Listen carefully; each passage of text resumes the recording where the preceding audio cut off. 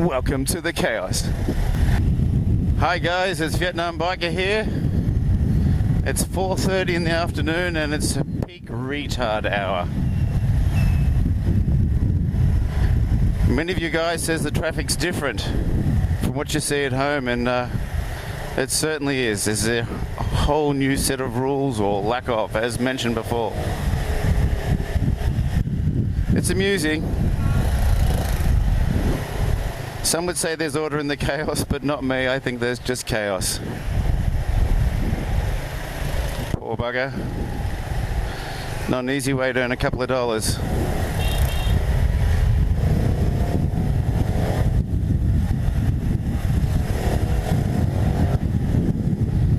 Okay. Today I want to talk about an age-old question.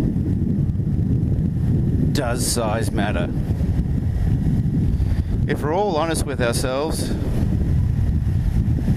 at some stage in our life we've laid awake thinking, is what I have between my legs big enough? Especially if you're a young man.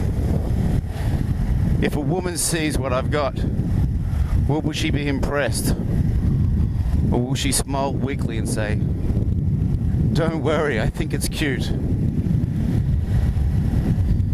If your mates happen to see what you've got, will they high-five you and woohoo? Or will you be ostracized for being too small?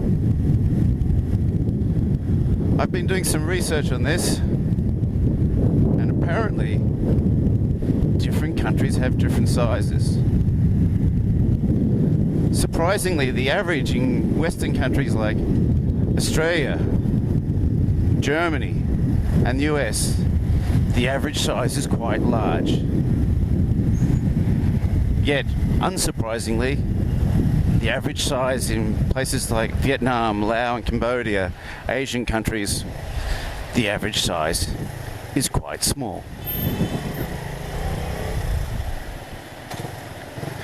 I like to think of myself as sort of average size.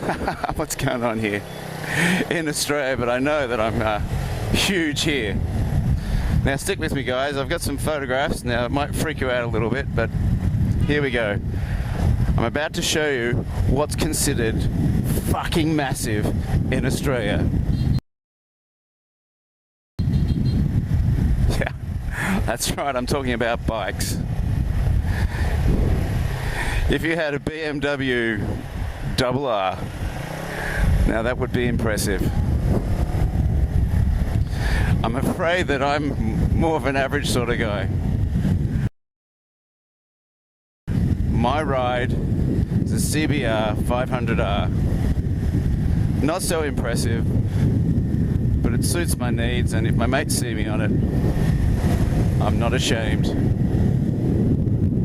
In amongst the tribes of Vietnam, this would be considered above average.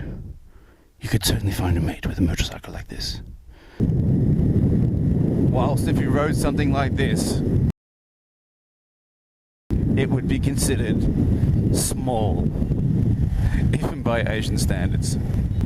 In Vietnam, everyone rides a small bike, and that's because the government says so.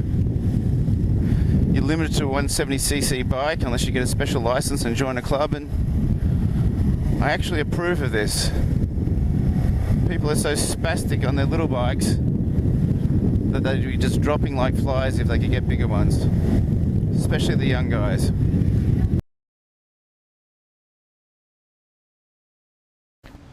Okay guys, we've got not one bike reveal, but 5 bike reveals now.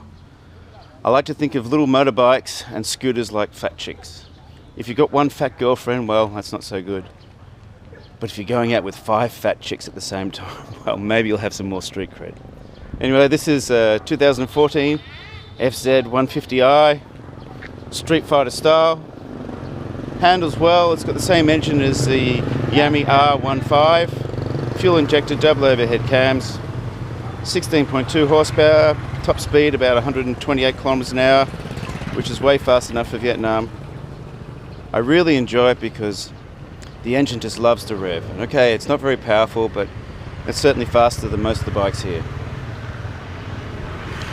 Moving on, a little bit of shame, scooter love, SH150i 2013. I bought it because it had 2 horsepower more than my PCX. I know it's sad, but with little bikes you're always looking for a little bit more horsepower. This I sort of use like the station wagon. Whenever you have to go out and buy stuff for the kids, there's plenty of room under the seat. That's automatic. It's got a bit of go, and the 14 horsepower it has is always on tap with the CVT, so you always dial it in, and once again faster than most of the bikes available in Vietnam. I'd been looking for trail bikes in Hue for 4 years because I really like getting off road. When I saw this, I'd bought it within half an hour. It's an XR125L, maybe 11 horsepower, not a lot of power, but great suspension and a lot of fun. I had a very good friend that stayed here for a couple of years. He had one exactly the same. And even though we're older men, we were like 2 17-year-old boys playing in the hills and in the mountains, and boy, we did some stupid shit and had a lot of fun. Fortunately, no injuries and not many offs. Okay, it's a little bike, but it's the best I can find here, and it certainly brought me pleasure. This bike here is a 2012 PCX 125. Runs like an electric turbine. It's an amazing little machine. Whereas the XR is sort of 1970s technology, this is definitely 21st century technology. It runs sweet, and it was a little bit faster than the bikes I was riding with my friends at the time, and that's always fun. Brought me a lot of pleasure. I bought this bike about 5 years ago. It's a GZ125HS. It's a little engine and a whole lot of plastic. You ride it around town and you get as much street cred here as if you're riding a Harley in Australia. Okay, people would laugh at me if I rode it in a Western country, but here, it's pretty good. A little bit short on power. Up hills it slows down, sometimes you're in second gear. But down hills and on the straights, it's got enough power, gets you up to 100 k's, and comfortable.